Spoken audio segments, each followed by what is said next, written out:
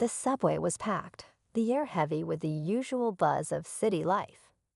Strangers sat shoulder to shoulder, scrolling through their phones or staring out into the dimly lit tunnels. Among them was a young girl, no more than 7, holding her doll tightly and sitting quietly beside her mother. Everything seemed routine until it wasn't. In the middle of a regular commute, an unfamiliar man made his way through the crowd, his movements drawing attention. He stopped near the little girl, his eyes lingering too long. Then, in a moment that sent a chill through everyone nearby, he reached out and grabbed her wrist.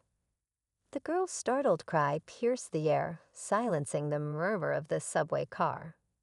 Unbeknownst to him, someone else was watching. Just a few seats away, an off-duty Marine had been observing everything. His sharp instincts kicking in the moment something felt off. This wasn't just another passenger to him. It was a threat, and he wasn't going to stand by. What happened next left everyone on the train stunned. Stay tuned to hear how one man's courage turned a tense situation into a powerful moment of protection and humanity. The subway car felt frozen in time as every pair of eyes locked on the man gripping the girl's wrist. Her mother was too stunned to react, her face pale with fear, and the passengers around them seemed unsure of what to do. Some pulled out their phones, others turned away, hoping someone else would step in. But in the middle of the chaos, one man wasn't waiting for a what if. The off-duty Marine had been watching the stranger from the moment he entered the car. Something about him didn't sit right. His restless movements, the way he scanned the passengers like he was searching for something. Years of military service had taught the Marine to trust his instincts, and right now they were screaming that this man was dangerous. Quietly but deliberately, he moved closer, weaving through the crowded car. His heart was steady, his mind clear. He didn't know the little girl or her family, but he didn't need to.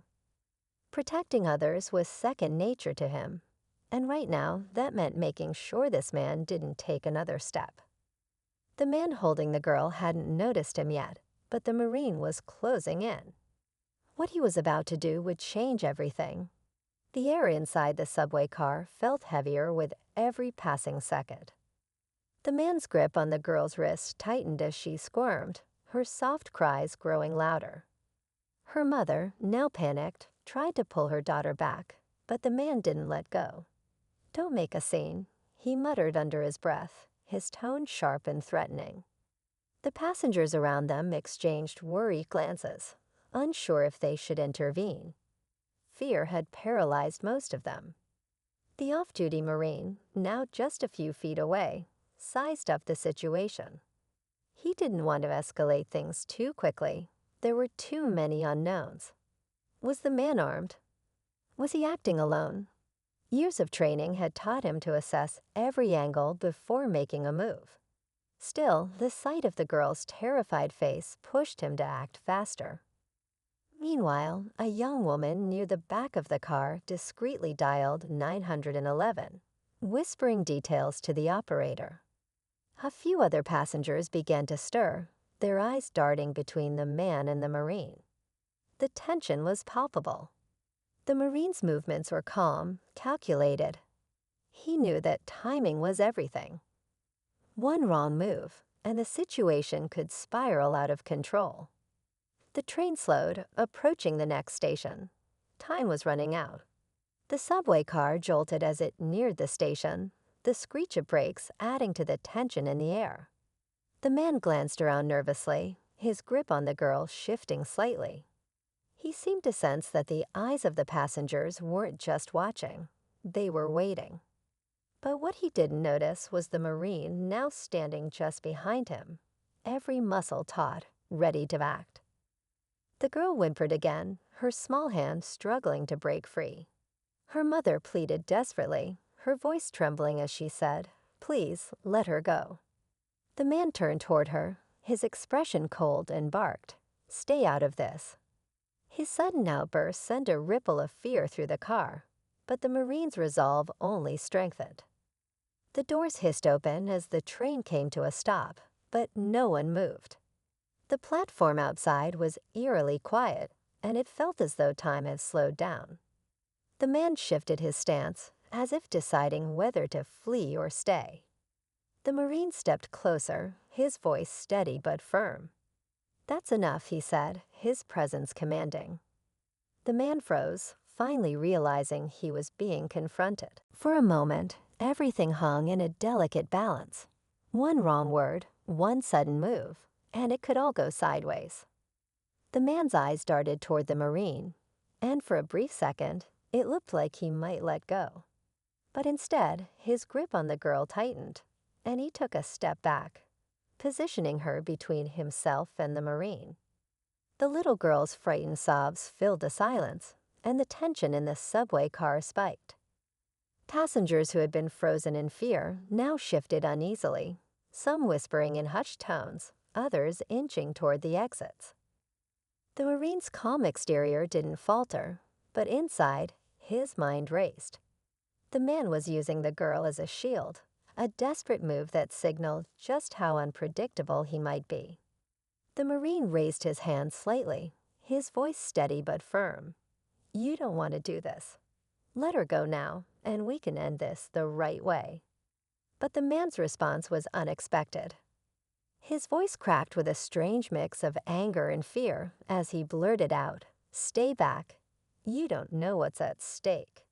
It wasn't just defiance, it was panic, and it hinted at something deeper, something no one had anticipated. Behind the Marine, another passenger spoke up, a middle-aged man who'd been silent until now.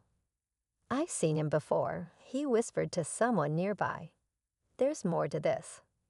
Suddenly, the situation felt even more tangled, and the Marine realized he wasn't just dealing with a random act of desperation.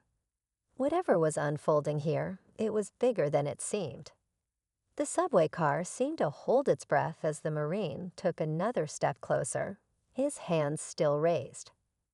"It doesn't have to end like this," he said firmly, his tone leaving no room for argument.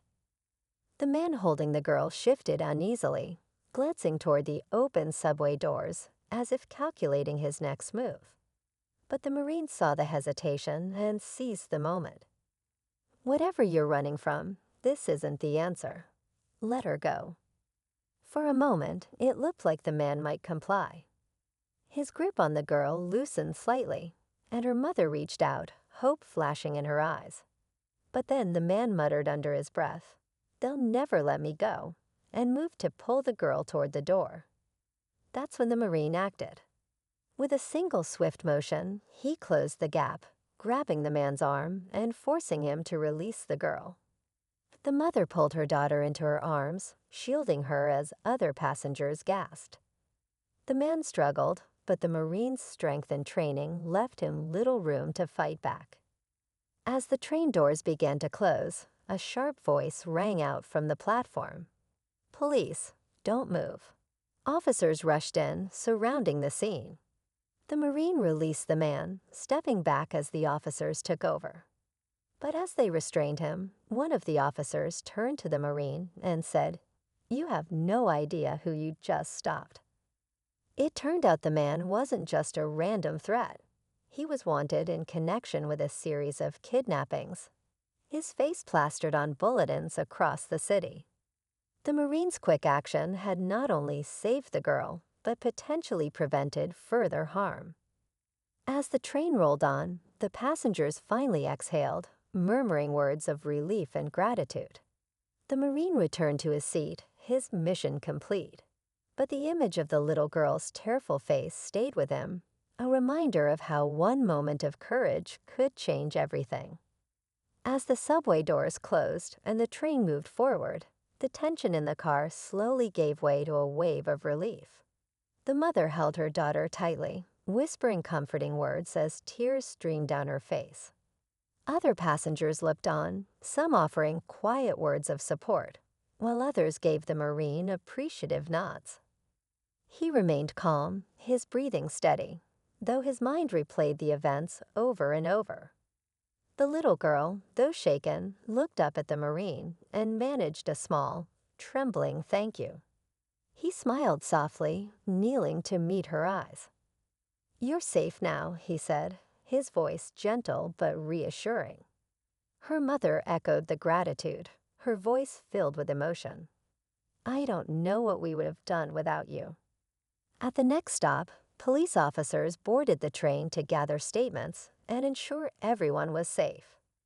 The Marine explained what he had seen and why he acted. One officer looked at him and said, "You didn't just step in. You saved lives today." As the train continued its journey, the Marine quietly returned to his seat, blending back into the crowd. For him, it wasn't about recognition. It was about doing the right thing, even when no one else was sure how.